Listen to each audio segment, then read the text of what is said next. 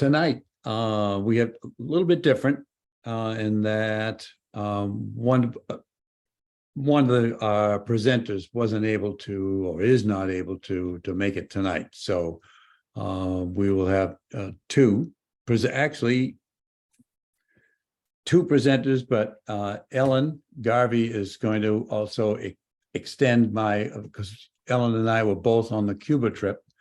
And so I'm going to talk about Cuba, and then she's going to add some other images that complement what I've done. So, but I'd like to start off with Matt. Matt Sure is got some great stuff with photogrammetry, and which is completely different from what we've been seeing. And it should be very, very exciting to see, because that's definitely a new frontier in photography. Now I'm hearing thunder and lightning here, so let's cross our fingers and hope we all get to have the whole meeting and not get cut off in the middle. So, okay, so Matt, if maybe we'll start off with you, Matt, and then Ellen and I will finish things up. Yeah. I want to share power. Yeah. Ooh, okay. And I need to get to the use slideshow. Okay, you guys can see a normal full screen PowerPoint, Yes. right? Okay. So hi everybody. I'm Matt Scheuer. I'm a local diver, underwater photographer. I know some of you. I guess a few new faces here, but yeah, I do a bunch of underwater technology things. I build ROVs, modify rebreathers in interesting ways, and yeah, just generally do a bunch of nerdy tech stuff underwater. So this is a slightly different thing you can do with underwater photography. That there's a lot of really fascinating work happening in this space these days. So I thought I'd share a little bit of what I've been playing around with. And a small disclaimer, but I thought by this point in the summer, I'd have a lot more of these projects done and a little bit more data to share. It's not quite as complete or,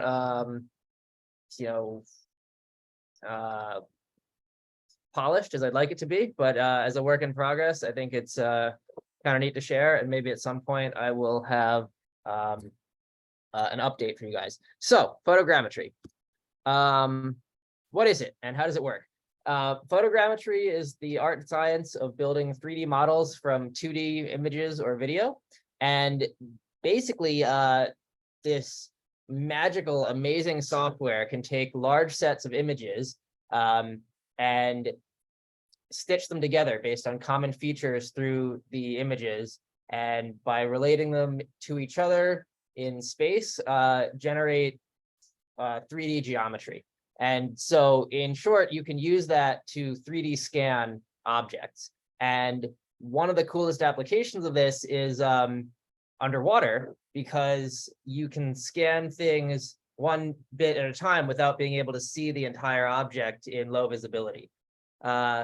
So those are some examples, and I'll show you the whole model and spin it around in a minute, but you're all probably familiar with the Field and Stream, the little boat that sunk in Hathaway's Pond. For those of you who aren't Hathaway's Pond frequent flyers, it's a little training pond we use all the time, and this is one of the little features sunk in there that people go and look at and train in.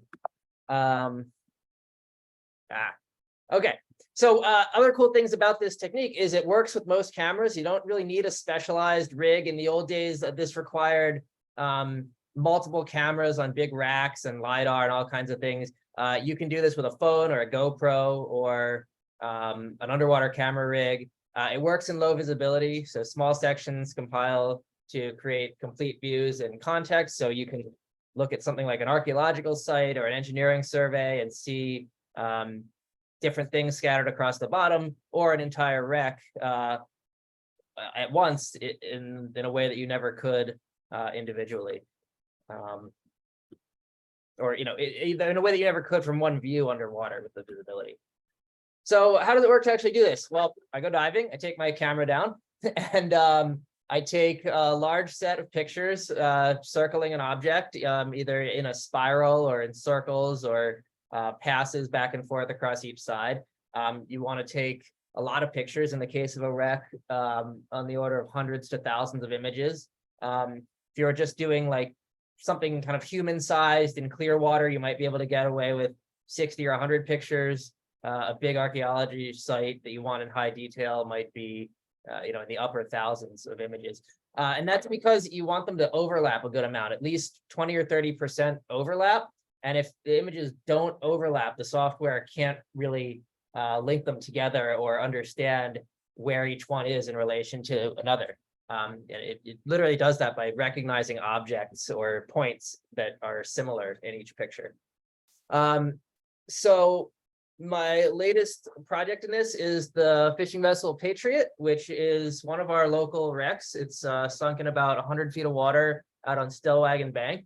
And it's a really great target for this technique, at least as a starting point and you know, practice wreck, because it's small, it's intact, you know, it looks like a ship, and it's you know, just a relatively compact and just recognizable thing. So these are my pictures from it. There's 922 images in my first set from this dive on Wednesday. And let me tell you, I got down the line to this thing and it was just beautiful. There was good visibility. There were tons of fish. And I was kind of like, crap, I almost don't want to do this because like, I want to go do like macro shots of the fish because they're like really cool and they're all hanging out. There's all these sculpin and flounder and it was just really nice. But at this point I was committed to taking these pictures and they're not really great pictures that you use for this. I mean, you just want hundreds and hundreds of pictures of the wreck and they're not necessarily the kind of images that make sense to a human for stitching together to, you know, draw a model. It's a lot of stuff that looks like this or this. And, you know, it's this and then this 2 feet to the right. And then what you do with that big data set is feed it into your software of choice for this. The one I use is Agisoft Metashape. It's one of the more powerful, capable software suites for doing this. Apple has its Reality Kit API, which is another way to do it. There's also an open source version called Meshroom, which my buddy Henry likes. So there's a few different softwares that can do this, but they're all doing a generally similar thing. So you feed those images into the software and you let it run on a computer and it just runs on the computer. I've been trying to do this on my laptop, which is a fairly powerful, you know, high spec 2020 MacBook, and to build models of these wrecks with, you know, a couple hundred or 1,000 images would take about 3 days of the thing just being frozen up and cooking itself, just blasting the fan and going. So I finally borrowed my buddy Henry's, who's kind of been working on some of this stuff with me, his like gaming computer, which has a much more powerful, fancy GPU that chews through this stuff in hours instead of days. And that image below shows kind of the steps that the software takes, but I've a better version of that using my actual data. So these are the images or the angles of the images that I took of the Patriot wreck. So each one of those blue rectangles represents a picture and the black line kind of shows the angle that it's at. You can sort of see the swirling passes that I took around it in a spiral. These are the key points where the software has identified common points between images and sort of related them in space. And once it has that, it can build a much more dense cloud of points where it fills in even more data from the images, just once it knows where they are. And then it connects the dots. Oh, I can't click. It connects the dots to form a mesh. And then it lays a texture over that mesh based on the images, which brings back the sort of high resolution. And you can see here, and you can see, well, I'll zoom in on it in the actual program later. You get some pretty good detail. You can see the ship's name in the paint there on the bow. You can see the anemones and, detail in the heat sink on the bottom there. So yeah, let's go over to Metashape and look at some pictures. While I do that, if you have any questions, go, because it might take me a second to switch over here. So I had a question. If there were lots of fish around, does it ever try to pick up on those and get confused by that? Yeah, it definitely can. There's a lot that can screw this up. Like, actually, I'll talk about in this first thing I'm showing here. Yeah, so things like fish or bubbles or a diver going by, if there's an object that's in a couple pictures but not the rest of them, it definitely will mess with the software, and it definitely can't pick those up well. Like, it really doesn't deal with the subject moving or changing well at all. It basically can't do that. There are versions of this that can handle that. That's where like multiple cameras on big racks come in. And I know they use some things like that for like video effects and motion capture. But yeah, this struggles with this. So this is I actually want to go to the images. So this is Henry. And as you can see, the only way we could possibly get a picture of him hovering in trim is to literally tie him there. So now this was an attempt to deal with that movement issue. We wanted to create a 3D model of him diving and make a little 3D printed action figure of it, just in the pool as we were learning to work with the software. And I've not been able to get this model to run right and work yet. This is about as close as I could get, and it's pretty horrifying. I think actually what's happening here is I did a lot of passes around him, and it's either very slight movement, just me swimming by and the water moved him slightly and caused, his hose to appear in different places, or, his hands to move a little bit, or it's actually so bad that I think it's something worse than that, which is that I was using a wide wet lens on the camera, which the software wasn't calibrated for. And I think that lens distortion totally screwed this up. But, interesting learning experience, and kind of the funniest fun thing to show. So let's go to that Hathaway's Pond boat. And we can look at, there's the sparse cloud from how it relates the images to each other. Here's the dense cloud as it fills in a lot more points, and you start to see, real detail there where it even captures the old bow line, or actually that's the guideline, I think, that you take to find it. The anchor there. And then we put the texture on. We can see all kinds of neat things, like if I can get to the stern of it. You can also just about, this isn't showing up well. This is usually much higher resolution. You can read the name off it most of the time, but you have this 3D model. So as I was saying, I'm kind of, in the beginning, early stages of learning and working with this software. I need to go back to Hathaway's Pond and get more complete data to fill in some of these gaps. I need to go through the inside and get the inside and sort of add that to this model. It looks like I need to get a little more data to fill in this bottom section here. But it's pretty cool for a first try. This was the first thing I did with it when I just took my camera and I was like, I'm going to see what I can do with knowing nothing. And it works. You can see how in a larger archaeological site, you could capture a large area of the bottom and see where there were objects, and then also how they related to something like a wreck or a site. Matt, what kind of visibility did you have in the pond to get that? So that's a great question. Let me open some of the pictures. So any individual picture, oh, these are only going to show the thumbnails, but you can see that well enough, right? Mm-hmm. Any individual picture that built this model looks something like this. I cranked the contrast way up the first time I ran these because of that low visibility. It didn't link most of the pictures, so I batch processed them to just super up the contrast, and they end up looking like that. Stop it. But there is no picture where you see the entire thing clearly. Although the viz isn't that bad. And this would work on something, even hundreds of feet long that there's no way you would see the end of it. So, just as an example of what some of the pictures look like, I might have to open these in Bridge. This isn't cooperating. But lots and lots of pictures like that. There's one, there's the next one, which is almost the same. There's the next one after it. So another way to do this is with video. You can, take a video and then chop certain frames from it, or a GoPro in like time-lapse mode works really well. I just have it take one picture a second and slowly kind of pan it across something. Let's look at the Patriot. The Patriot one, for some reason, I think because the model is just a little bigger and I'm running this from my laptop, it doesn't load very well. So any more questions or comments while that tries to pull up?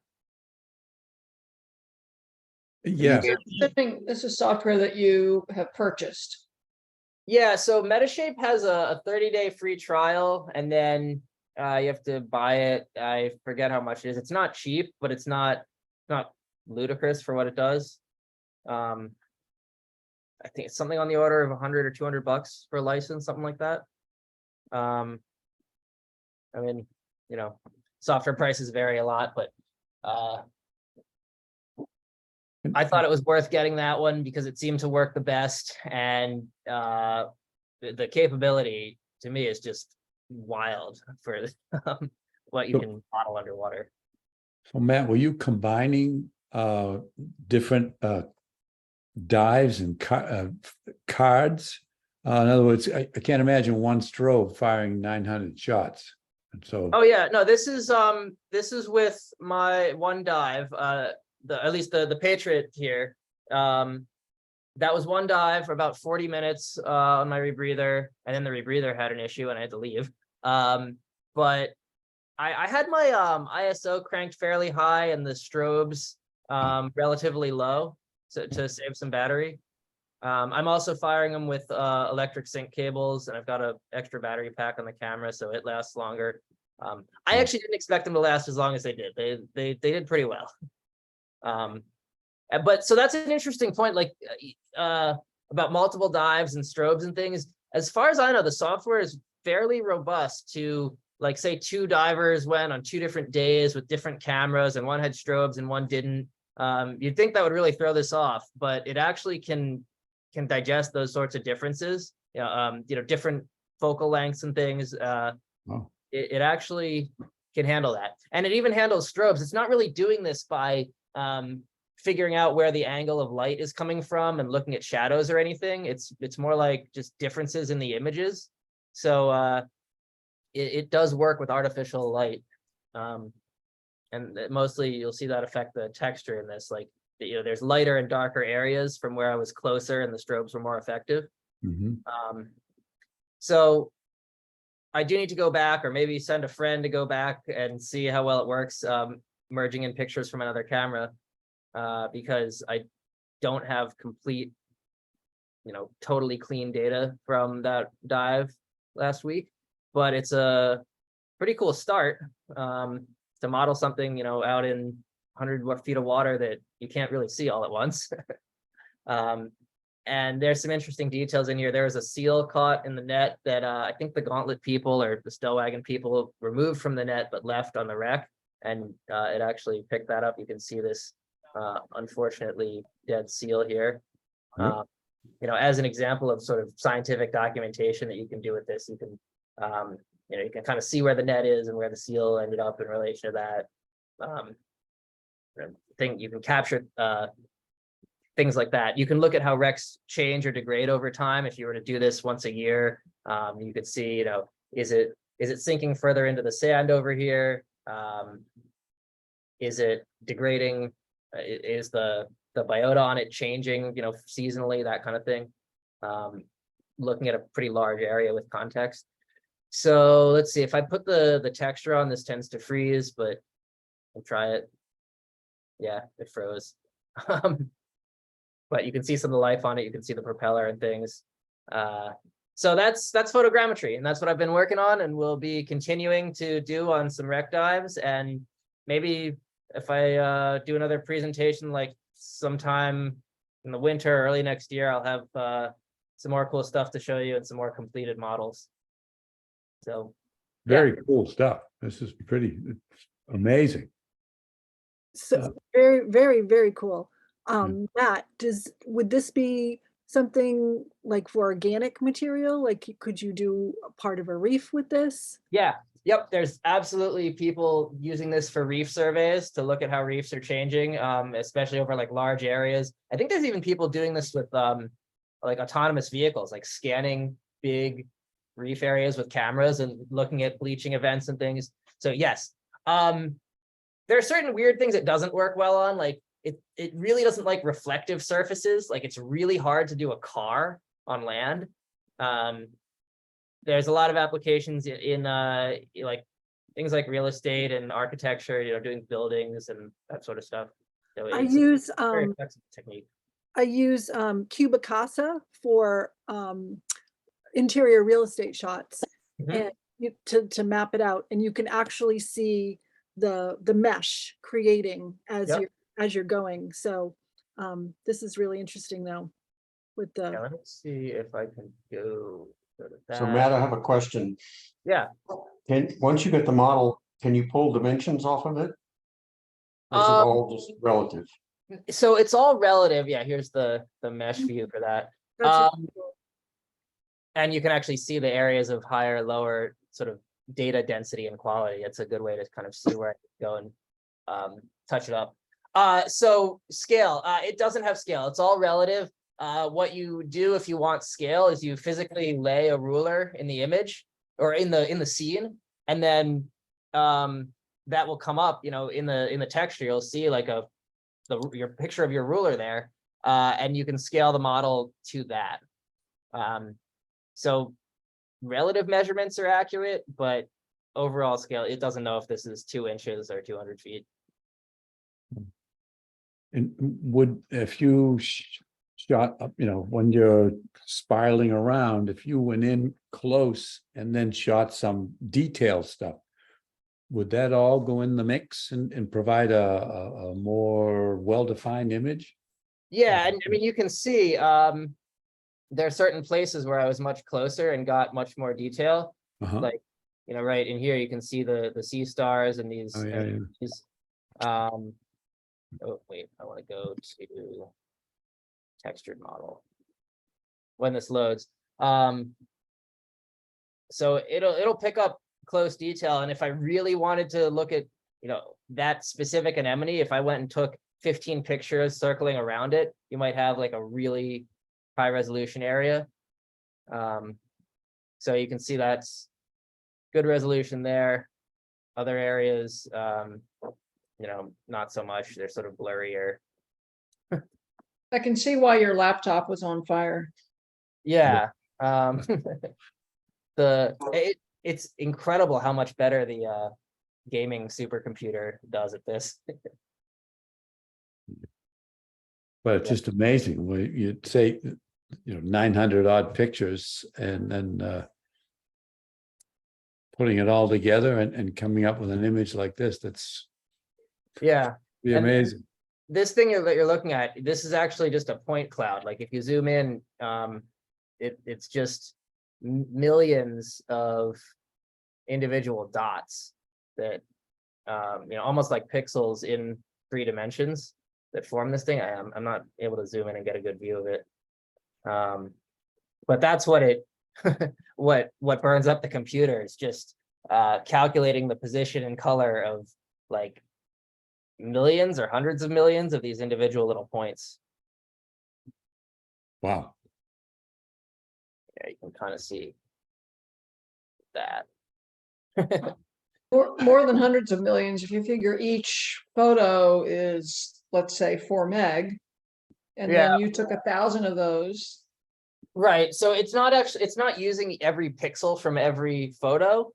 But just its own point cloud is a lot.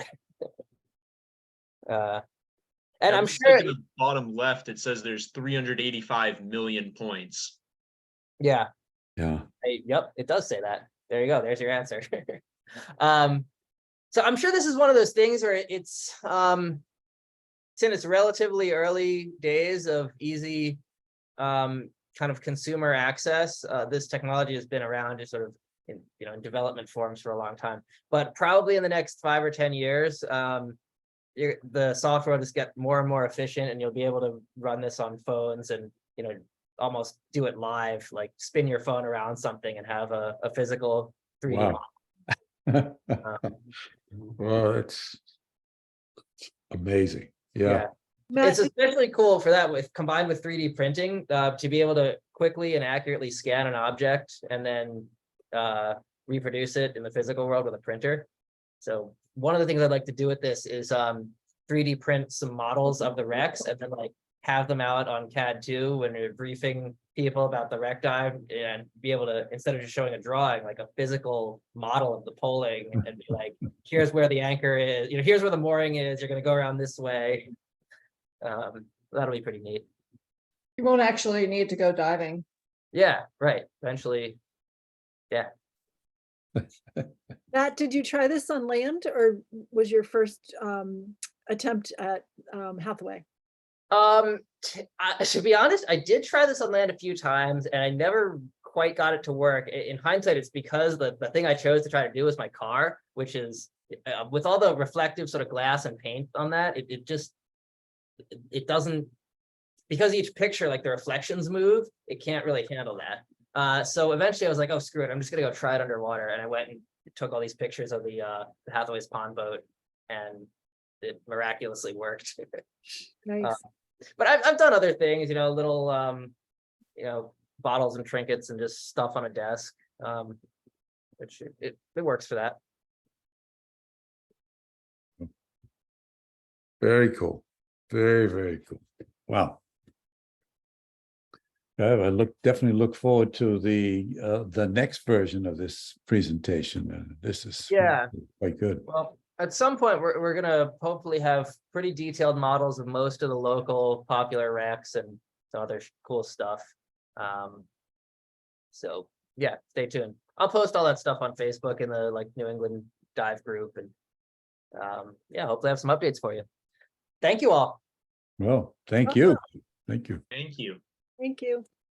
And one more thing, I can, when you're talking about making a model, but just to be able to, if someone was taking a group down to dive on one of the wrecks, to be able to see something clearly what everything looks like and what they can expect, even with the poor visibility. What an advantage that is.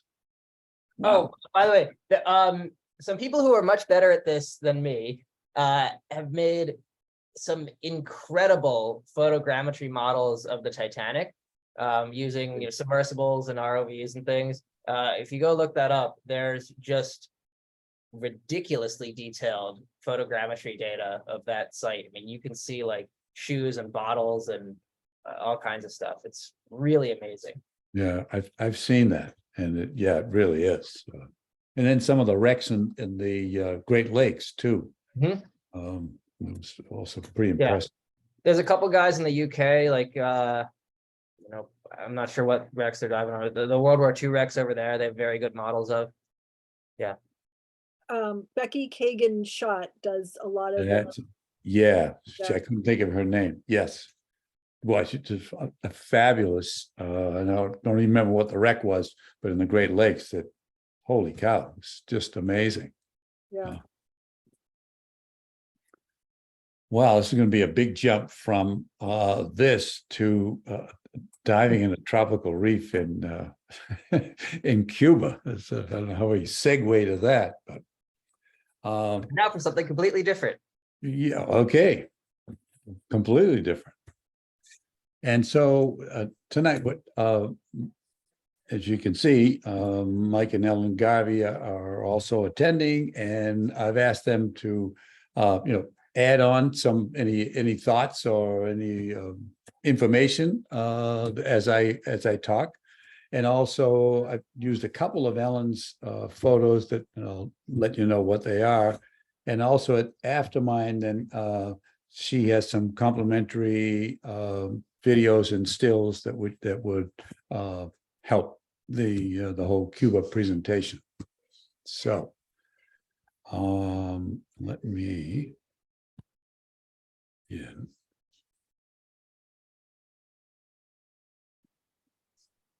okay. That okay, we don't have my, does that look all right like that? Or not? Yep, okay. Good.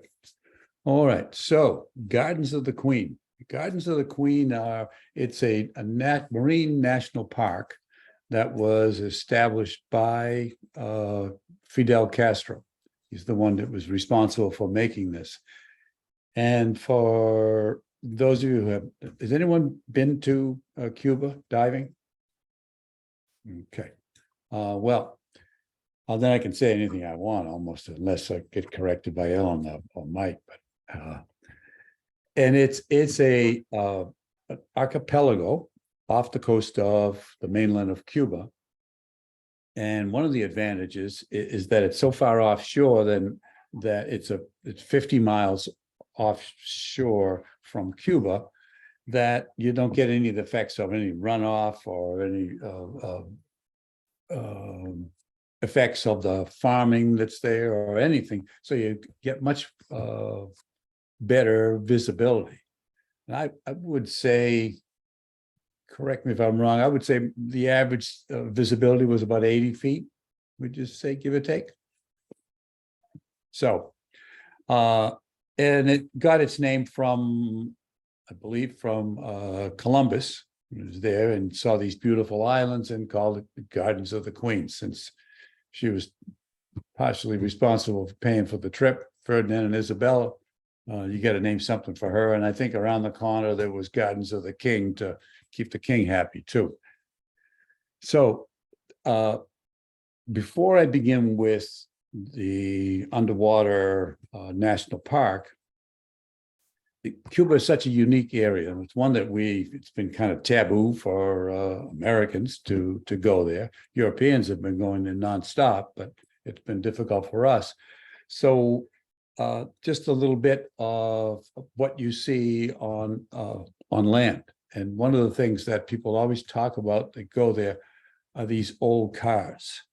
Some of you that are watching tonight, these cars are older than you. Other cars are cars that I had. I saw my first car, my car that I went on my senior prom in high school with. So it was like a trip down memory lane. So there's, and they are, people own the cars that, and either just have it as their regular car for transportation, or they keep them well maintained, and then they take tourists around. And so in places where tourists would be likely to gather, maybe like in front of a hotel or in some historic site, there were a lot of these cars. So this is the plaza of the Revolution.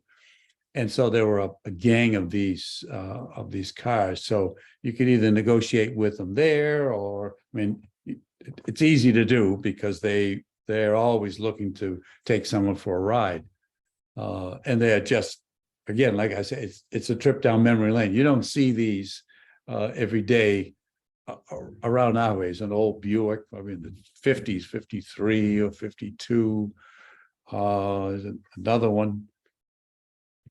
It was always fun to see because of the U.S. embargo, parts and things like that for these vehicles or for a lot of things. It's difficult for the Cubans. And so some of the cars, it's a close-up of a Buick and a Pontiac. But some of the cars they try to keep them as much as as similar to the original as possible. But others, they just have to, the body, it looks original. But if you lift the hood up, like one that we were in, which I'll show you later, took the end of 56 Ford and took the engine out and put a diesel engine in. Certainly not stock, but it's what you got to do when you don't have anything else. Andy, Yeah. there was a comment from one of the people on the trip that if you live in southern Florida, you always hunt for a Cuban mechanic because they can fix anything. That's sounds like a good tip. Yeah, because of the practice they've had trying to keep these cars running with, no help from you don't go to Amazon and get whatever you need. And you can see this is out in the downtown in Old Havana, the main strip, and so these cars were just lined up, so you could pick whatever color you want, a pink car, a purple car, or a Pontiac, or a Cadillac, or whatever.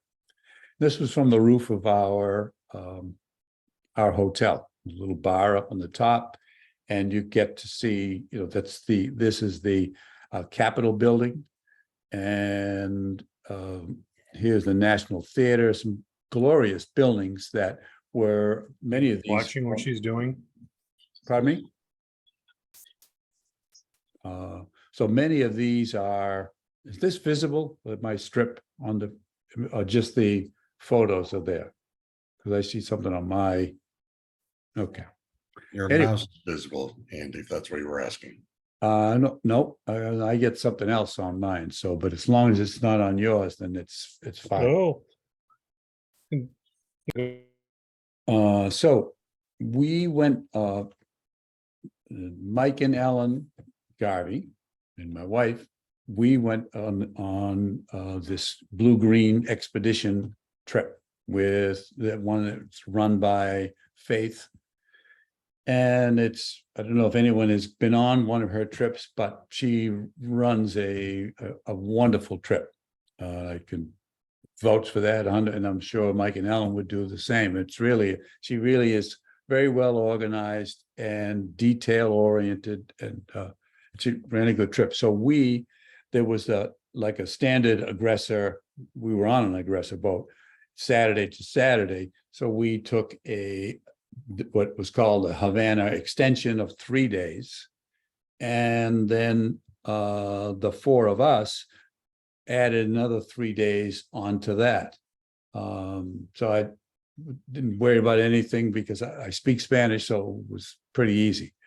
So we went one day turned out to be a very long ride, to a national park to see some of these local or endemic birds.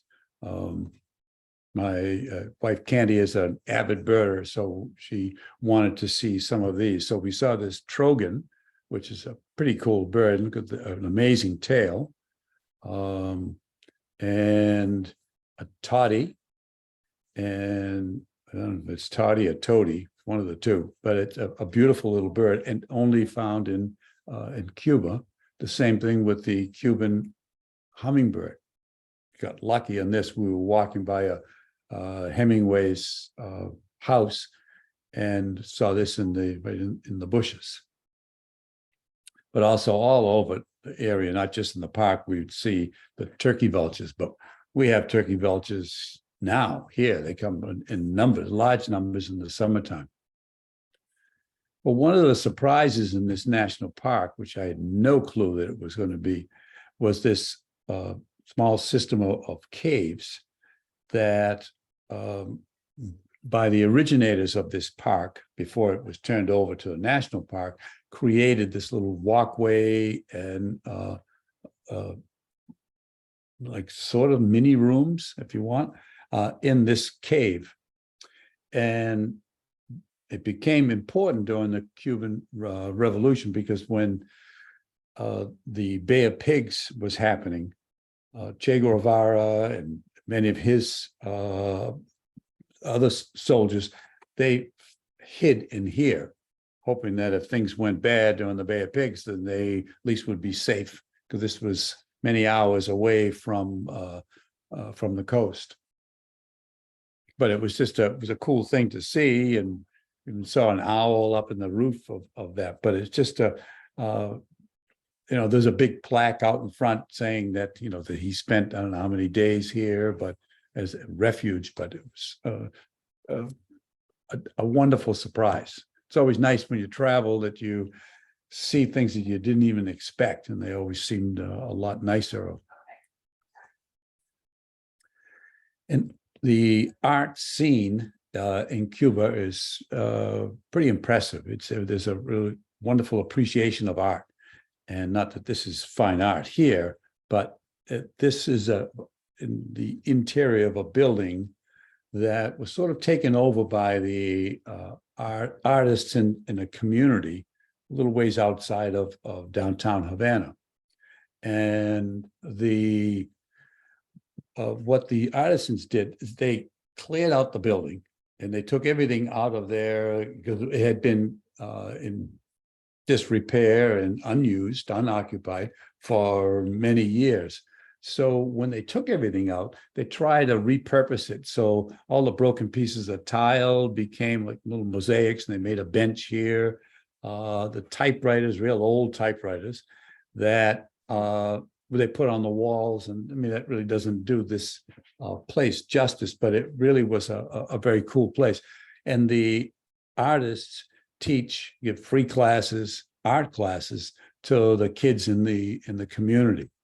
But the name of the area is called muraleando. It's like muraling or walking around seeing the murals.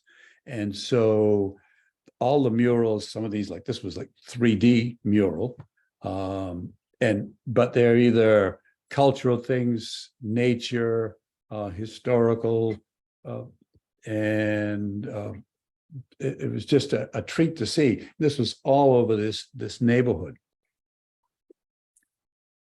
And we went to another area that also I was going to say taken over by, but the artists in the neighborhood really went wild with this. And this was sort of a nod to a famous Spanish architect, Gaudí, who, if anyone has been to Barcelona, he built or he designed this really wild church that looks like melted wax. And so other things that he built, this was in the late 1800s, early 1900s, things that he built, little sections of the city that looked like this, that he used just mosaics to create a fantasy world. And so this is sort of a little nod to this Spanish architect. But we walked around, again, all the walls are covered with murals, the rooftops, pretty wild. It's like the Mad Hatter's dream here with all this stuff. But it was kind of a fun thing to see. But a conventional, if you want to call it conventional art, everywhere in the city. Here is just a walkway between a couple of the big buildings, and this sculptures, paintings everywhere, and all kinds, a lot of modern stuff. This is in front of a historic fort right in the harbor. And this has nothing to do, not that I know of anyway, nothing to do with the fort itself. It's an open place, and art is prominently displayed. And so it's pretty cool stuff. And even, ultra modern, this is right in the main plaza. But it was fun to see, so walking around. And this, I thank Mike for this. We were just sitting down to have lunch inside this restaurant right over here, actually. And he said, I think you might want to go outside. And then I saw these guys in stilts, and it was pretty cool. So they, these musicians, and plus these dancers, and then there's somebody with a bag passing the hat, just like any musician, whether you're in the subway or in Faneuil Hall, it's the same concept. The people in Cuba because things are tough there, money wise, and it's obviously the U.S. bears some responsibility to this with the embargo that's been going on for so long. But it's the government provides people with money, but it's around roughly $32 a month. And this is 2023. I don't care where you are, $30 a month, not going too far. So everyone seems to have some other way of a little side gig to get some kind of money, whether it's doing, well, we'll see some other ones along the way, but it's either selling something, taking something. And obviously in downtown, I say taking, I don't mean stealing, but in the downtown of Little Havana or Old Havana, there's a lot of people there taking advantage of the tourists, in a positive way. I mean, taking advantage of the fact that tourism is there. We have more money in our pockets. So normally I'm not a big fan of that kind of stuff, but when you see what the people have, and that we bear some responsibility, you definitely want to just give them some money for these performers. And I'll show you a couple more in a minute. This was from my phone. And so in the roof of our hotel. And I did, since we spent a bunch of days there, I did a lot of street photography. One, as I said, I speak Spanish, so I could talk to people, ask them if I could take their picture. Nobody minded. And sometimes it was just a gesture. I didn't even say, may I take your picture? I just looked, they'd smile, and that was it. And they didn't care. These folks here, I asked if I could. This is right at the street. And the woman said, wait. She went away and came back with the other dog, put the dog up by the window, and so I could take an extra picture. They didn't want to say, can I have the picture? Can I see the picture? No, that's all they knew. I was interested in taking the picture, and they would glad to help. And it wasn't about getting any money, because they didn't get anything. But it was just wandering around. It was really a treat to see the streets of Havana. And these guys, I was taking pictures of somebody else, and I was walking by these two guys, and they said, hey, how about us? Don't you want our picture? So I took their picture. You couldn't ask for nicer people and that had nothing to gain. It's not like they were selling something. And these guys, obviously they were playing for tips, and they just were having a great time, and it didn't bother them that I was taking their picture. The downtown, or in the center of Old Havana, the buildings are beautifully adorned, painted. And they're all colonial from the Spanish time, and they're really maintained pretty well. I mean, in some spots, it looks like New Orleans. And the only thing is that it's like a veneer, because as soon as you go one block in any direction, you don't see this. It's really, number one, the buildings are hundreds of years old. They're in the tropics battling the elements, and so they don't have the money to refurbish these. So this is same thing I said last night when I gave this talk to the Froggies, that I kind of felt guilty, because being an American, you see what, the effects of our embargo. So I mentioned that to our guide, and he said, no. He said, it isn't about that. It's not about the embargo. He said, which I know a percentage of it is, but he said it's mismanagement and corruption from the government. So the money comes in, but it just gets, it doesn't go or end up where it's supposed to go. So it's kind of sad to see. Because the town itself is the old Havana it's a lot of fun. It was a fun city and very, very safe. We walked around at night, just the four of us or two of us, and without any concern whatsoever.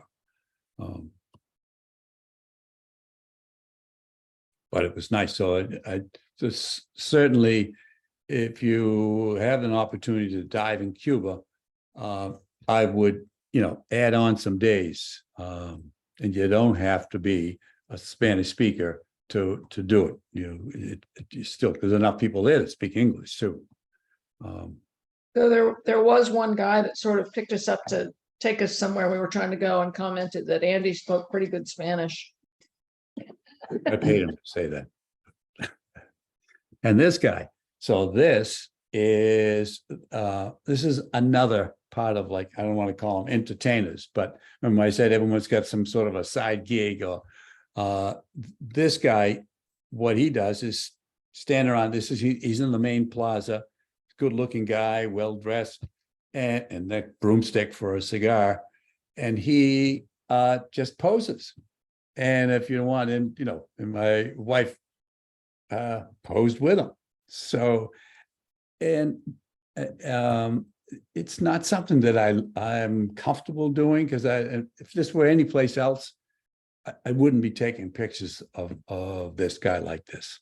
There were some other women off to the side doing similar things, because it's just touristy.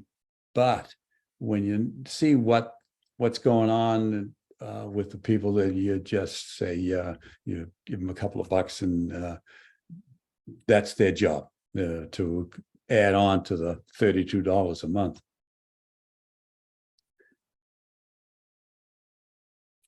And people playing dominoes, same thing. I asked, can I take a picture? Sure, no big deal. Nobody cares. But the scenes, a lot of little scenes in Havana that are just really beautiful. The last day in Havana, Faith arranged for everybody, because we all met at the hotel. Everybody that was going to be on the boat could go on one of these cars. So the four of us, Mike and Ellen and my wife Candy, we got the 56 Ford. This is the one with the diesel engine. So we went from downtown to the coast to see the sunset. Pretty cool car. Now, this is sunrise at what we see here is the Gardens of the Queen, the archipelago of islands that would be right here, all along this. This is where we dove. So this is Havana right here, and we went by bus. What did you say was 6 hours or something like that? If 7 hours, all right, 7 hours. And normally in years past, before one of Trump's decrees, that when he shut down the American tourism in Cuba, they opened it back up so we could fly there, but the domestic flights we didn't have access to. So normally this would have been a half hour, or less. Just not a puddle jumper, but a short flight to get here. But we couldn't, and the boat left from here, so we took a bus. Anyway, and this is come on, back up for a second. Okay, so this is where a close-up of one of the sections where we dove. So a couple of dive sites here. So there were other boats. And what we did is we spent the first half of the week diving on this side, and then the second half on this, and we just swapped places with one of the other boats. You never saw anybody else, never saw another diver. You saw a boat at a distance. So, but this is the Gardens of the of the Queen, and it's touted and is like the Caribbean was 25 years ago. That was one of the big interests for me in going to Cuba, besides the cultural stuff on land, was to see this, because it and it really was. I mean, you didn't see big dead areas, which no matter where you go in the Caribbean, you're going to see areas of dead coral. This is far enough away from the mainland, so it's kind of safe. It is in the path of hurricanes often enough, so you don't see a lot of branching coral, but the coral mounds like these star corals here, brain corals, that sort of thing, is what is pretty prevalent. And then a lot of soft coral. You know, other things which are very common, you see anywhere, the blue tangs, and grouper. And I should say, yes, it is a national park, so that means no fishing. And one of the, as far as the health of a reef is concerned, when the leader of the country says no fishing, and it's the Castro regime, or any dictatorship, there's no fishing. There's no wiggle room, shade of gray. No, they don't fish. So what had been a main fishing ground for the people that fished there, they all of a sudden now could not fish. They weren't happy, but no one to complain to. So after a couple of years, the people that fished there got to realize that they were fishing on the edges of the national park. And all of a sudden their catch was increasing, simply because the fish were multiplying so much within the park that they spread, and then that the richness of the coral reef was something that they could catch. So it worked. So this is a black grouper, horse-eyed jacks. Again, these are things you just see anywhere in the Caribbean. This was our boat. This was a stock picture from the aggressor. But our boat looked just like that. It was a very good boat. The crew, the staff, everybody, you could not ask for anything nicer.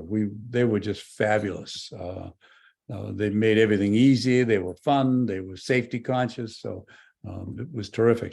And we also had a few times during the week, we had, as all the other boats did, the scientists, the marine biologists that worked in the parks would come onto the boat and give a lecture in the evening or late afternoon or whatever, between dives. And so that was terrific. We got a lot of information. And it was number one, it was informative, but the other part is that's why the trip was possible, because this became an educational experience.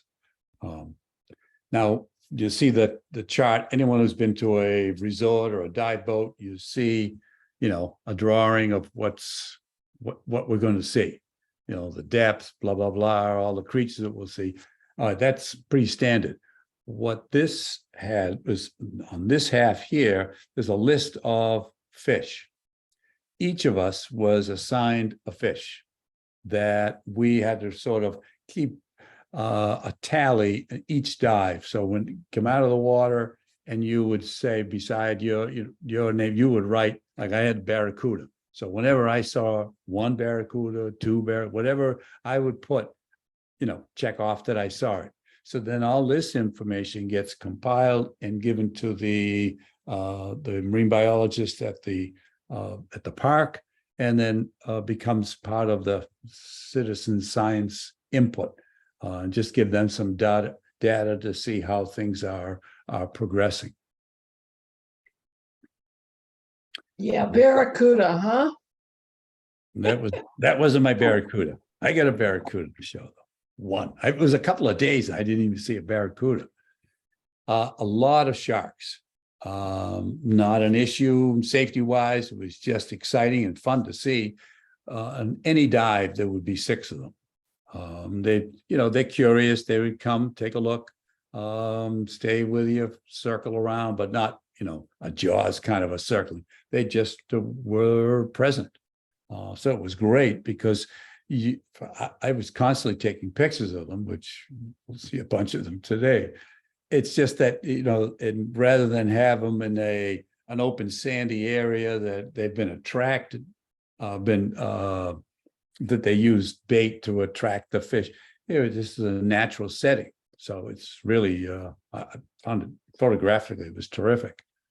And moray eels, there were some green morays like these, and the spotted morays. And I think maybe somebody saw a chain moray, but other than that, that was what we saw.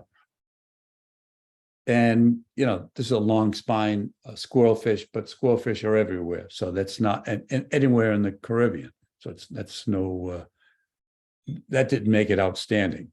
It's enough so that in the very beginning, I was starting to think, wow, maybe I shouldn't have come here because I wasn't seeing, I expected to see something like over the top of, but once I calmed down a little, I got to realize that it's just a beautiful, healthy reef scene.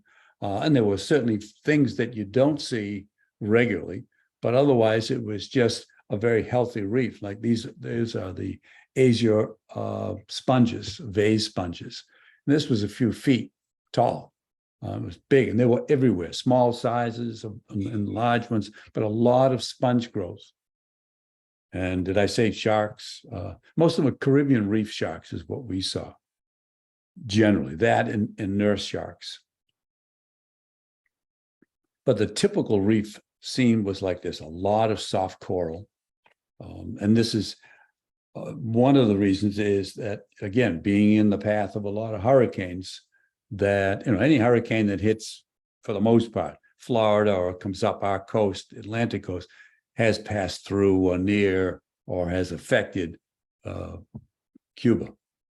So things like this can withstand quite a bit of storm, and antler coral, elcon coral, that's a fragile coral. They don't really do so well in locations like this.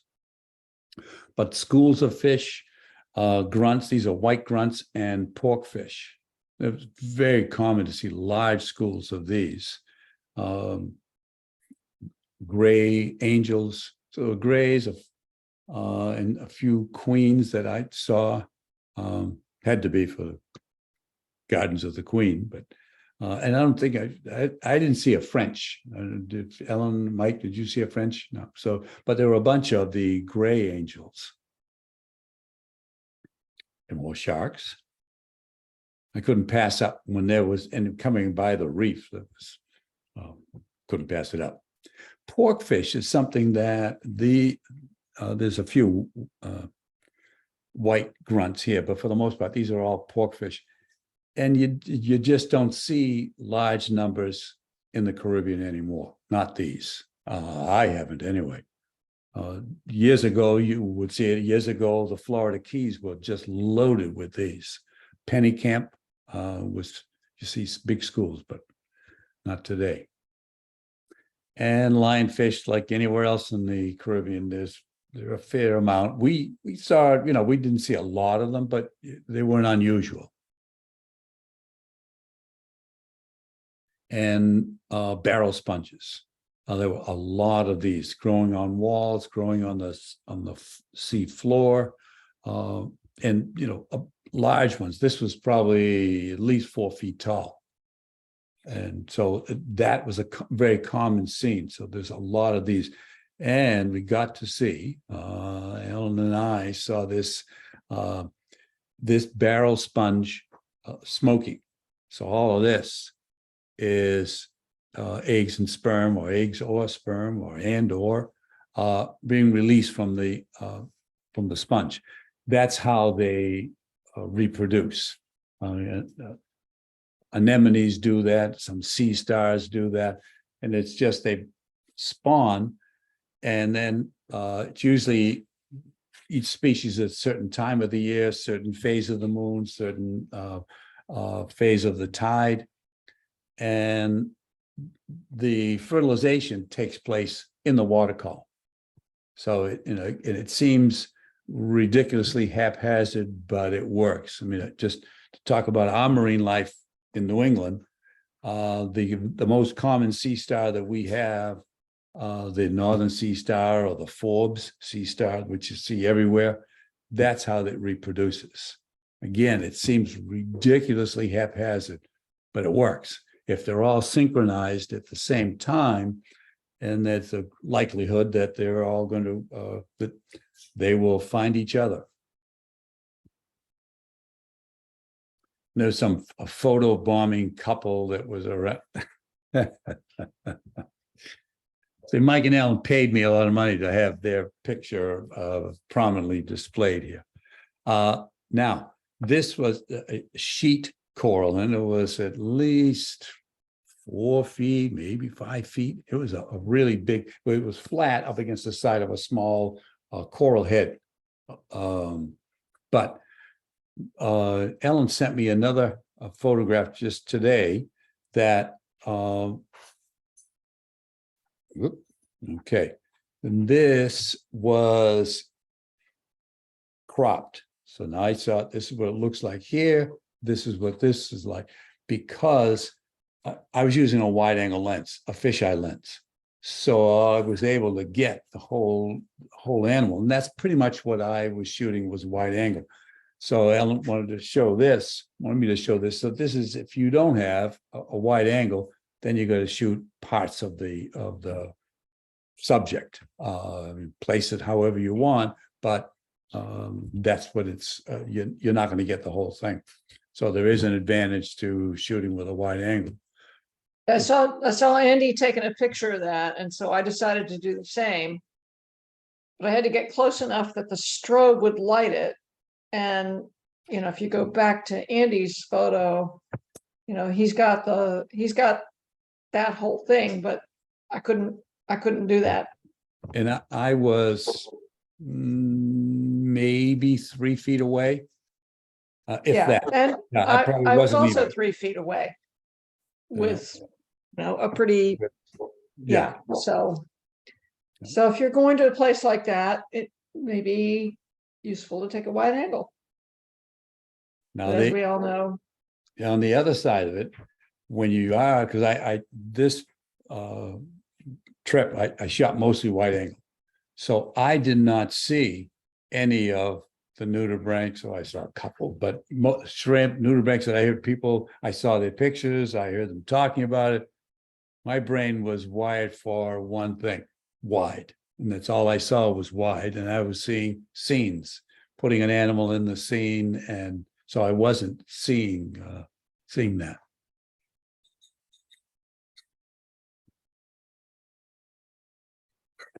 Now, this is just a plain picture of a conch, but the reason for showing this is that there were tons of conch there. You go to other places and the only conch that you see is on the menu, or you just don't see it. So to get this to show up, because there was a trail that this conch was, as it dragged its shell across there. So I put the strobes down low on either side, so to accentuate the trail, so you could see it. Otherwise, if the strobes were up high, there would be no shadow. See this little shadow here that allows you to see it. Here's my target fish. Some people had fish that they saw more often, so they were able to check quite a bit. But it's a nice thing to that they did, to having everyone really focus in on something. So it made you aware more of what you were seeing. So with the barracuda and fish like this, tarpon, barracuda, any silvery fish, very reflective. So you can't shoot it broadside. It's ideally, I kind of burnt out a little bit of this here, but ideally you want it a little bit of an angle. So you're basically, your strobe is reflected off and bounces off, hits the subject and then bounces off, rather than if the fish were completely perpendicular to me and I hit the flash here, and it would bounce right back and it would be all burnt out and there'd be no detail. So, and anytime you're shooting anything, especially a tarpon or something, you see enough in the Caribbean, just wait that it's a little bit off to the side. Any bit of any angle would do. So there's no preference for up versus down? So you didn't actually move your strobes, you moved yourself? Yeah, I move myself. Yeah. I mean, you can also, come to the sides a little, but still, I find if you come enough to the sides, you will be reflecting that off. But I have better luck just having two things, just having the animal a little bit coming towards me. But that makes a better picture anyway. If it's completely broadside, now it looks like it should be in a field guide, because it just, all you're doing is showing detail of the fish. It's not so much an attractive fish. So if they're coming a little bit to you, then that's helpful. Just like, I mean, even with pictures of in advertising of cars, they don't often just show you the broadside of the car. It's the car turned a little bit of an angle coming towards you, so you get to see the front and you get to see the sides of it. This guy was angled towards you think? Just a little bit, yeah, not enough. I wish it were more, but he wasn't sticking around.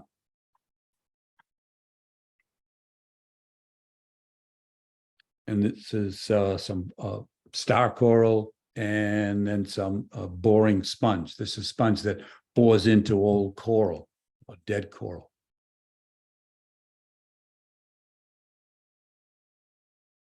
And now here's a shark, just broadside, exactly opposite of what I said, but I was able to I could take this picture and have Ellen shooting on one side and me shooting on the other. But like all the other sharks, they mostly were coming towards me. And had so had it trapped. I had it. And so something like this, when I saw all of this sponge that was this orange sponge that was growing here and this little purple stylasta coral, then I got as close as I could get, so that I could light this part so you could see the color. And then what I waited for these little fish to come closer, because once I started to get close, all the fish left. So I just waited, kind of slowed down, breathing, wait, and then they become more accustomed to you being there. And then I was more interested in these grammas here, royal grammas, I think, because these others, although they, add enough to say that it's in the ocean, they're really too small. So I waited for these fish to come by. So they were circling, they were staying right by that coral head. And this is the only branching, it's not really branching, it's pillar coral, but it's very sturdy coral. Again, unlike antler coral and elkhorn. So even with this, when I saw these butterfly fish, I waited for the fish to come around so that I could get a shot. Even if the other one was swimming away, it didn't make any difference as long as I had one, because then it makes it, at least for me, it makes it look more like a marine scene or a coral reef scene rather than just the coral. So it adds more to the scene. There's brain coral, and this is another one where I put the strobes down low, so that it would you would see all of this definition better, and it's just playing around with it and to see, because at the beginning I would put them like more or less the same height as the lens. And they're just going from either side, and I just played with going further and further out, and then aiming the strobes inward and outward, so that I wasn't going to get backscatter in the front. Does that make sense? Inward and outward. So in other words, I'm just aiming out at a 45 sort of. Or the Gray Angels. This was a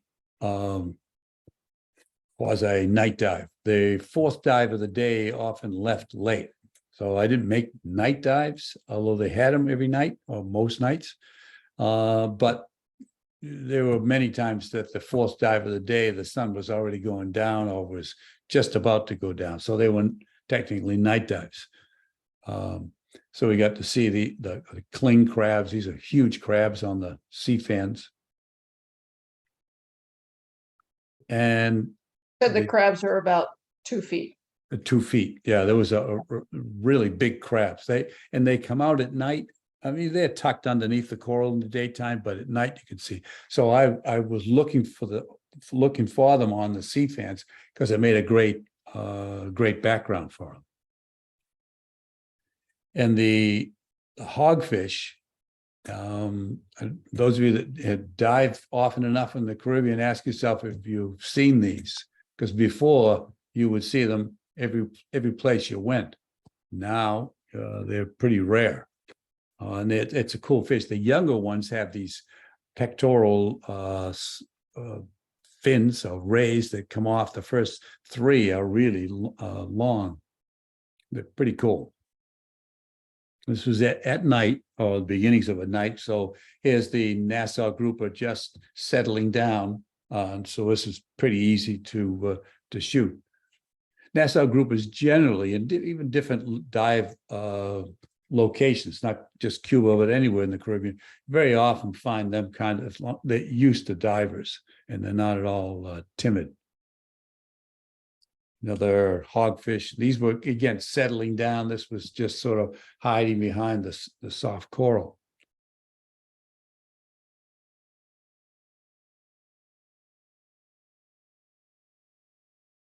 But at one point on this particular dive, I had to stop shooting fish, because when I was looking at small fish, alongside of me was this 200-300 pound Goliath grouper that was glued to my side. So when I had my modeling light out to try, so I could focus on the fish to take a picture of it, this grouper would dart forward and try to inhale the fish, or he did inhale. So I started to feel a little guilty, because I'm setting up all these fish. As soon as I put a light on them, they disappear. So I started to shoot things that it wouldn't eat. So I shot basket stars, and there were a lot of them. In one dive, we saw like 12 really good sized ones. I mean, this is probably from here to here, 4 feet. They're pretty big. And then it got to the point that I was shooting urchins, because I figured he's not going to eat an urchin. But then when I'd look to my side, and I mean, not at a distance, look right down as if I were looking at my hand, then I would see this. Again, it was a few hundred pounds. It was a very big Goliath grouper. And we had seen a few of them earlier in the trip in the daytime. Show you some of those in a minute, but that was my first experience swimming with them. In the Creole wrasse, even though they're coming straight across, it's just numbers. So I just got as close as I could, that I could light them a little bit, so they would add something to the scene. There's my wife posing, just very patient when I ask her to pose for me. And then with a wide angle lens, I was able to get close to, like, say, with the coral. So I was as close as I could get with the lens. And then, so had that as the main point, main focus point, and then the rest was the coral reef. So what I was trying to do is just show the animal in its environment.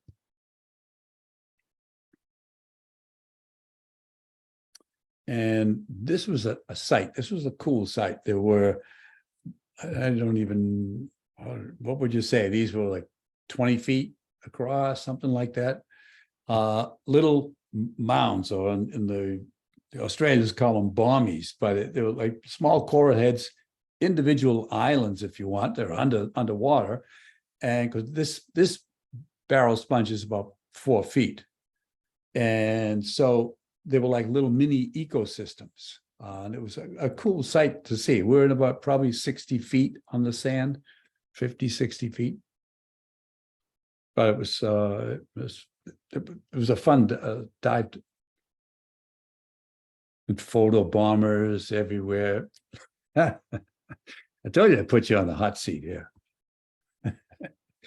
And this for me was one of the treats. There's schools of white grunts, mostly white grunts.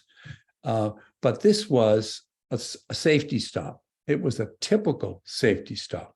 So rather than, as you can see, there's a diver there that's hanging on the line, the safety line, you're at 15 feet, and you wait for your 3 minutes. You could have those 3 minutes be productive.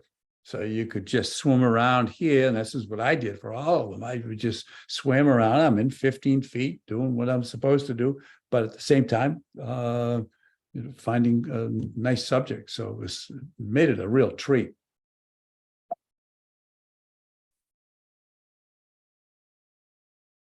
Now here's let me back up.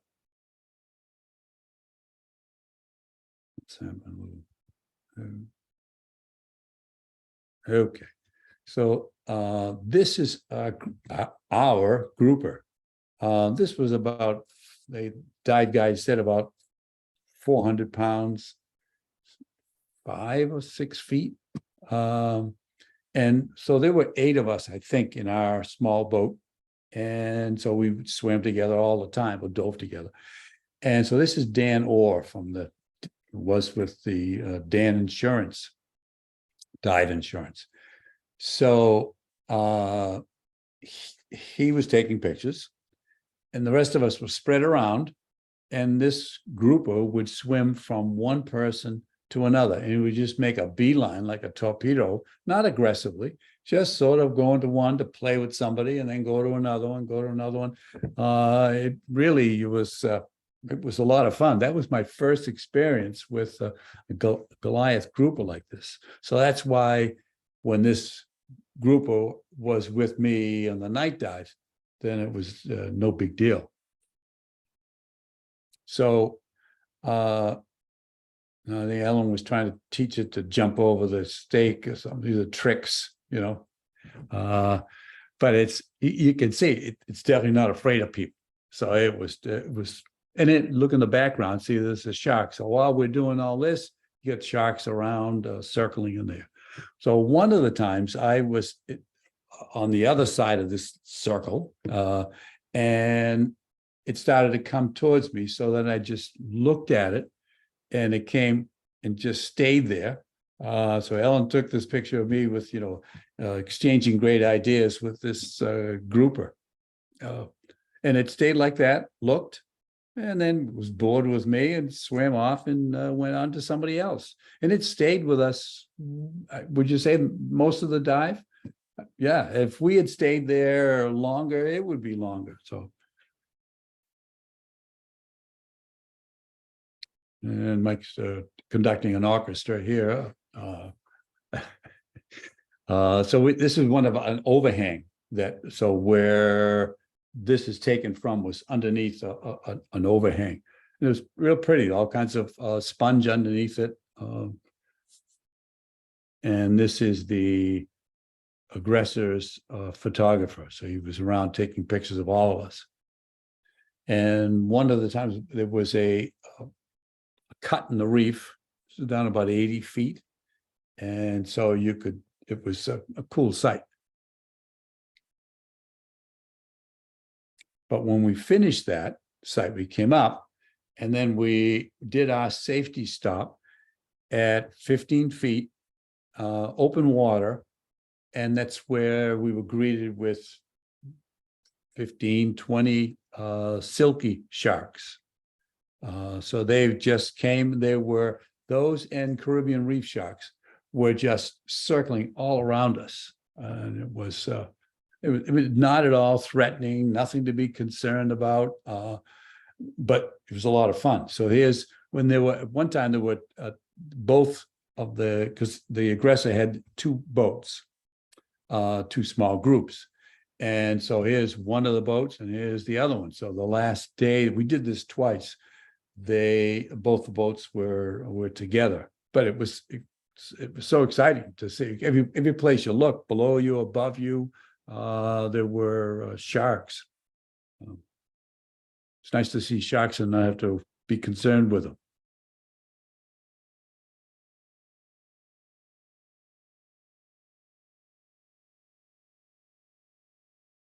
Now, the other animal life was after when we were in the water, the people who took care of the rooms, who cleaned the rooms, would each day there was a different animal scene. One went from octopus to fish scenes, shark one time, and now these were crabs. So every time when they gave you free towels, they were all in some figures. The last day, this was on on our bed. So there's my wife's glasses, a book I was reading, and I don't know what else is in her hand. Oh, the phone. iPhone is here. Just really very funny. But everything was, as I said, the group was, or the crew was fabulous. And Ellen sent me this picture. This is one of the dinners we had. So they had the chickens playing music, and that was where they set up the chicken dinner. We had absolutely fabulous food, and so if all I can say is that if you have an opportunity to go, and if you could go with a trip that a blue-green trip or one that Faith runs, you can have all the comfort in the world and know that. Take comfort in knowing that everything's going to be, you'll be well taken care of. So after I finish this here, I'm going to switch over to Ellen to add on some of the things that I forgot to mention. So if we could switch over, and then maybe when Ellen is done, then the both of us can answer any questions that you guys have. So I will, Ellen, if you want to take over.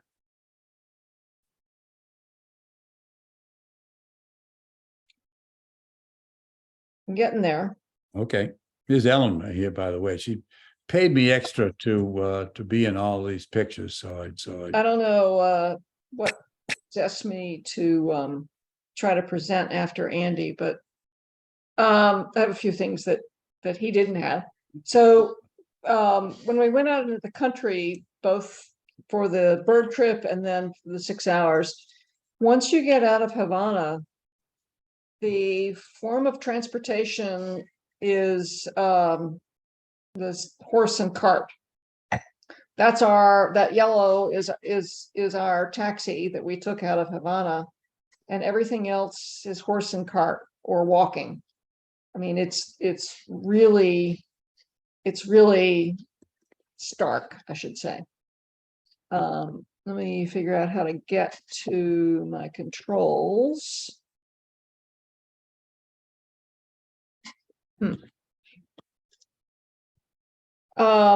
So Andy showed the picture of the theater, which from the top of our hotel looked really wonderful. This is maybe a more typical scene, which was from our room. So in other words, 90 degrees from that lovely scene. again, the architecture is phenomenal. It's, you know, Spanish high flying 1950s, but hasn't done anything since. And everything is very run down. Not clear if there's screens in the windows or anything. We did see people in these kinds of things. Here's another case along the street, again, 1 block from maybe those nice pictures that Andy was showing. And this is maybe probably more typical of people just living in these hovels. But if you look at the architecture here, you can see, I mean, these balustrades, you know, that was Yeah. pretty high level architecture, stairs going up to who knows what. And when we would walk around at night, you would see these buildings with open windows, and then there'd be a bare light bulb hanging from a cord. Yeah, if I could add something to that. Yeah. This is where they're holding tank for water. So that water trucks, they look like oil tankers. Like just the same kind of truck that you see here, delivering oil, and the US, I mean, so they're delivering water. So the water would fill up these barrels, and that would be the water for washing, cooking, eating. And it's just so sad because it doesn't have to be that way. I mean, but it's here they are, it's 2023 and you're in the city, the capital, and there's no running water in these buildings, and I think this was a pretty common sight. We also didn't see any source of food, really. There were no grocery stores, but you'd go past these alleyways and see, you'd look down the alleyway and maybe see that if you went 20 feet down, there was maybe a few bags of potatoes or something. It was very bizarre. We went to a little museum that was run by the Revolution, or it was about the Revolution. And during the Revolution, there was a ballerina, Alicia Alonso, who was very much a part of the Revolution. And they had this little case that was a tribute to her. The translation is a little lacking, as you can see, but the part that cracked me up was Alicia was dancing the ballet Cracks Nuts. So there you go.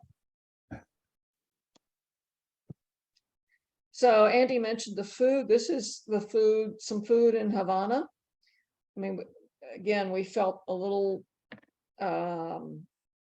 maybe guilty that we were being served things like this when people maybe don't have enough, but it was phenomenal presentation and really good eating. Here was another presentation with a piece of fish with some, I don't know what foam, at the colors and presentation were phenomenal, and the food was great. We went to the cigar factory, and you can see people here. So this is piecework. They're rolling cigars, and we got a whole lesson in the 3 kinds of tobacco leaves that go into cigar making, some for flavor, some for burning, and some for body. So they have 3 different types of leaves that they have to roll. As Mike maybe mentioned last night, you have to apprentice for a year before you can roll cigars. But once a week, the people making the cigars can take, I'm guessing, seconds and sell them on the street. And so here we are, this backwater, this guy's on his cell phone over here, and here's his Instagram account where you can hook up with him and buy the cigars, presumably from him. But it was this huge room, and they still have, you maybe have heard of the people that read the newspaper. So to keep the workers sort of engaged while they're doing this mindless work, there's someone whose job is to sit at the front of probably 50 to 100 people rolling cigars and read the newspaper to them. And then Che and I were enjoying a cigar together outside the cigar factory. There's the chicken again. This was our room after, Oh. so these were all very highly customized. So you can see, you know, my glasses, my watch, and my laptop here on the left, and then Mike's camera is around his arm. I mean, it was just, every room was unique and just absolutely hilarious and wonderful. And we asked the woman who was responsible for all of that where she learned to do it, and the answer was YouTube. So there you go. So this is, you know, you saw some really nice pictures of Andy's sharks. This gives you an indication of how close you would get to the sharks, at least on occasion, which allowed you to take nice pictures of sharks. And, you know, this one's got a remora hanging out on the bottom, another one in the background. Looking up, yeah, sharks. We got pictures of sharks. This was the, I'm trying to remember. Yeah, this was the scene. I took some videos. I don't have a video light, but this was the scene that Andy was describing with the silkies up by our boats. And, you know, you come out of the nice coral, everything is very calm, and you're like, oh, I'm going to swim through that to get to our boat. Okay, no problem. Once again, you know, this is Andy in his Jaws moment. There's another one. Okay, so I didn't take a wide angle lens or a macro lens. I just took my regular lens, but with a wet macro. And so if you wanted to see small stuff, it was there, at least at some level. Lettuce leaf slug, I believe. And another one. And you try to get these guys, when you're doing a photograph of them, you try to get them into a shape other than just straight. Makes it a little more interesting. And it's kind of interesting on this one, you can see, I mean, I had my strobes out in front. I mean, look at the all the blue that comes up from the shadow of the strobes. It's kind of nice to get this arrow crab. Normally they're against dark backgrounds, but this guy was hanging out in front of an anemone. And he was wiping his nose with his claw or something like that. But you can even see the little hairs around his top knot there. This is a soapfish, which I put in. It's not a great photo, but these guys are so rare. I wanted to put it in case you haven't ever seen them. They're really prehistoric, and they lie on the bottom. They can swim. They do swim, but they mostly lie on the bottom, but not like a flounder. They look like they're dying, but that's just the way they are. Do you know anything more about them, Andy? Yeah, but they, you know, you hit it right on the head, and they're often just head first into a little crevice or an overhang, and that's it. Then they basically lie there. I don't think I've ever seen them swimming out. So, Yeah, they kind of maybe swim a few feet to get from one spot to another as you approach them, but then they just lie there. And my guess would be they may be nocturnal. So in the daytime, that's their way of surviving. yeah.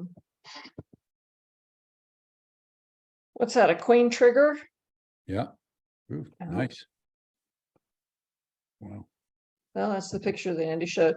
So this is another one of the squirrelfish. That's maybe they're not the long spine, but so that's an isopod that attaches itself. This always freaks me out. I want to, you know, it just makes me itch my head to see this thing. But they live on these squirrelfish like forever. That's a little oversaturated. Pool sponge. Didn't look like that, I thought, but so there's Andy taking those that picture that he was describing at the safety stop. And these were just so mesmerizing because everything would be just kind of gently going back and forth. Sorry, I don't have any lights when I do video, but it was very meditative. You know, you're just hanging there with the fish. Everything is moving slightly. You can see the clouds going over the top with a little bit of shadow. Those are the grunts. Oops. And then we had those porkfish. Yeah. So same thing with the porkfish. I wanted to get a nice meditative video of the porkfish. And then I got pretty seriously photobombed. Wow. Yeah, they were everywhere, but you know, we were cool with that. This is the sponge that Andy showed. The funny thing was, I'll start the video again. This was 80 feet and I had no lights, so that's why it's so everything's gone. We were all just mesmerized by this sponge because we'd never seen that. So the funny thing was that this was on the trip with the silkies up by the boats. So we finish this dive, we hang with the silkies for 10 minutes, we get up and we get on the boat, and I was up first. When Andy came on, you know, as soon as he walked onto the boat, we start talking about this sponge. And one of our mates on the boat who maybe didn't have as many dives, he's looking at us with his mouth hanging open. He said, "You just swam through 20 sharks and you're talking about a sponge?" Yeah, because quite a bit more rare. Yeah. This was our first dive with the grouper when it kind of pinned Andy down. And that kind of gives you an idea of how big those guys really are. That's Dan Orr again with our grouper. It's another, you know, this is like a submarine coming at you.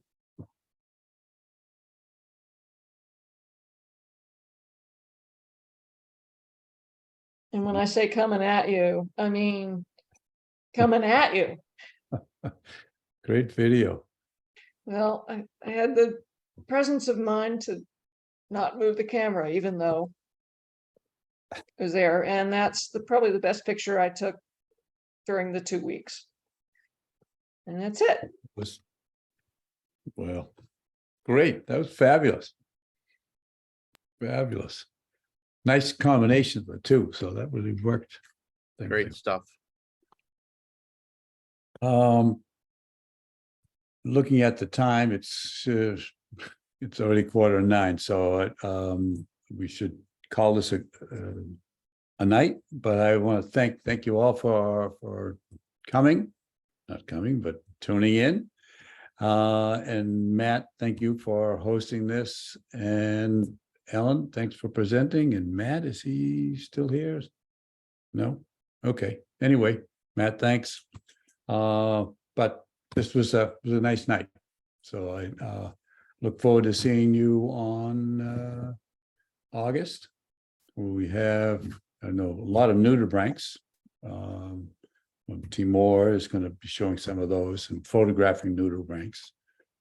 So again, I'll let Matt turn in here. So again, thank you all for coming, and see you next month. Thank you.